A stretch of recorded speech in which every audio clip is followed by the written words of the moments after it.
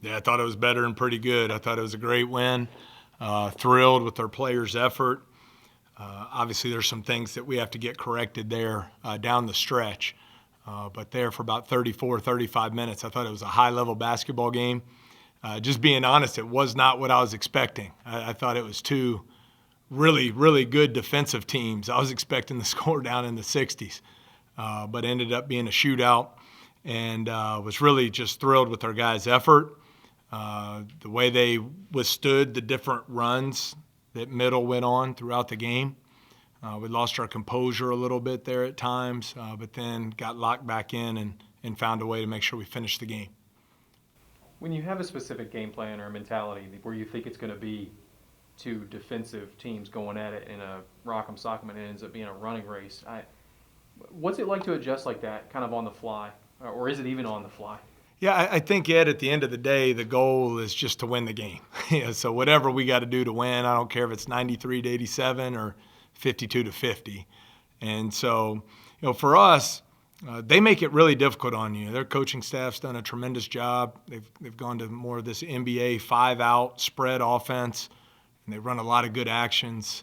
And so we wanted to try to take away the paint, keep them off the free throw line where they were 12th in the country coming into the game in free throw rate, and force them to take a lot of contested perimeter jump shots. Now they hit more than we would have liked to see them go 13 to 35. But I do think overall that enabled us to really win the paint over the course of the game, which in turn allowed us to win the free throw line. And, much improved there. We shot 78% from the line in the second half, and were able to finish off the game that way. Your theme of the year so far has been toughness. How's your team do tonight with toughness?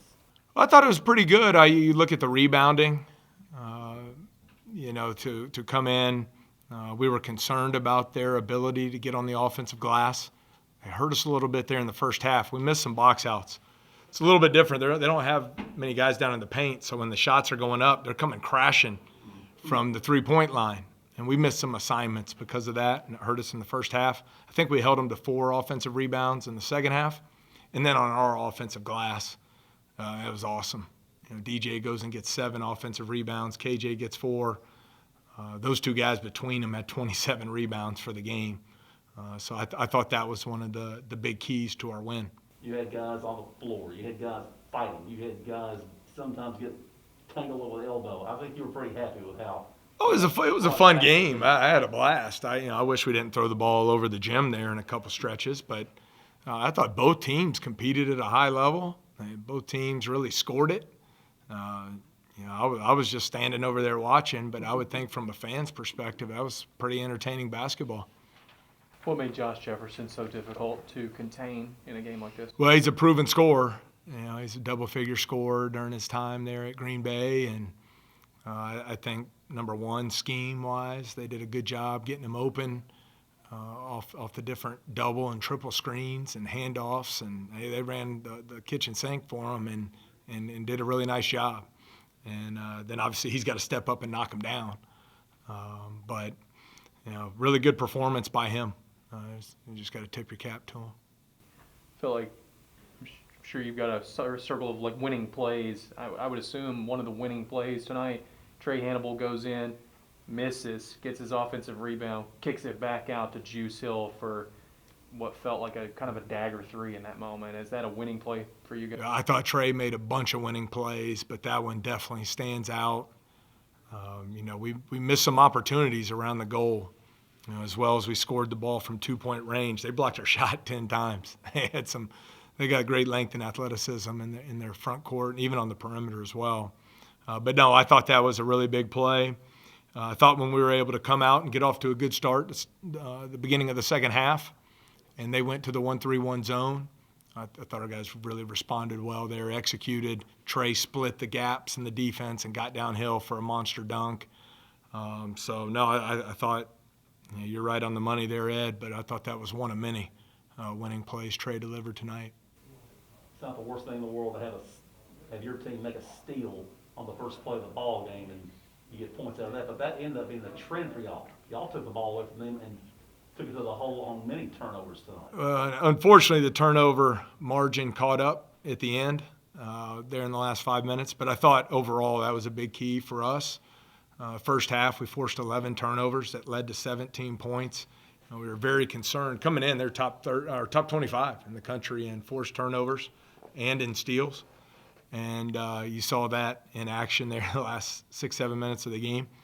But I thought that was a big key. We wanted to make it difficult for their 5-man out there on the floor, and I thought KJ set the tone there, getting out in that passing lane and getting a big steal for us.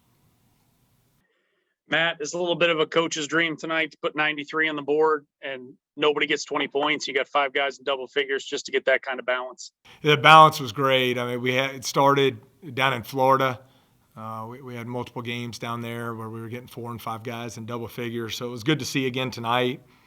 We talked about Trey's impact off the bench. He didn't get to double figures, but I thought Nick McMullen gave us great minutes. He's a guy shooting like 80% from the floor, doing a great job finishing plays. But then you talk about, Justice gets, 7 of 11 from the floor for 18 points. KJ, 18 points. Tevin gets his 15. And then DJ, 12 points, 15 rebounds. Man, guys like DJ and Trey, it's just a lot of fun to watch. So you love guys who just play with such passion and heart and compete every possession. I thought there were a lot of winning plays out there on the floor from those guys. I know we've talked about DJ before this year, but again, the big night on the boards, and it felt like even when there was times he wasn't getting the rebound, but then he was drawing fouls in that process too, that just that second twin tower, I guess, down there with KJ. Yeah, relentless effort from him. Finished plays around the goal, got to the free throw line. But 7 offensive rebounds in a game is against a high-level team. That's hard to do. So really got to commend him for his efforts tonight. 65's kind of been the magic number with you guys defensively this year, and obviously they went far above it. I mean, was there any red flags maybe moving forward, or is this just kind of a tip your hat? They made a bunch of tough shots and move along. Yeah, I think so. It wasn't a game. We got 93. We weren't going to win 93-65 against a team of that caliber. But I thought, for the most part, we wanted to keep them off the free throw line. They were not shooting the ball very well from 3 on the year coming in.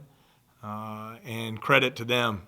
They shot it extremely well tonight from behind the arc. But I think turning them into a team where half their shots were threes enabled us to win the paint and win the free throw line and be a big key to winning the game. But no, you're right. Coming in, I think in our D1 games, we were giving up 59 points a game. So not thrilled to see 87 up there, but we'll never apologize for winning. Have y'all been working hard on your free throws in practice? Man, we were doing the best we can. I think you've seen us. We've gotten better at it. It looked like it tonight. Yeah, it was big. 18 of 23 in the second half from the line, 78%. Yeah, clutch. I thought guys really have been putting in the extra time.